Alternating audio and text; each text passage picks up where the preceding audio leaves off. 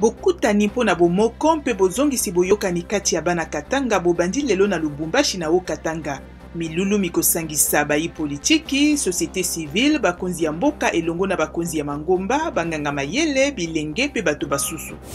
Misala mekobikisa ofele basi bapusaka na bomwasi bwa bango to baye bazali na fistule obstétricale mibanda kilobi na Butembo na Nord Kivu. Mikowumela mposo moko mpe mizali kosalema yambo ya mokolo ya bobundisi bokono boye bozali kotungisa basi ebele.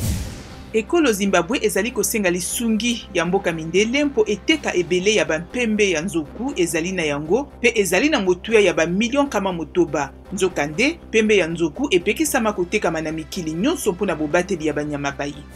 Na Nigeria, mosali ya mbulamatari atalelaka mbongo ya leta Ahmed Idris akangami nsima ya kofundama koyiba misolo miye. Afundami na kosomba ndako mingi mpona ye moko.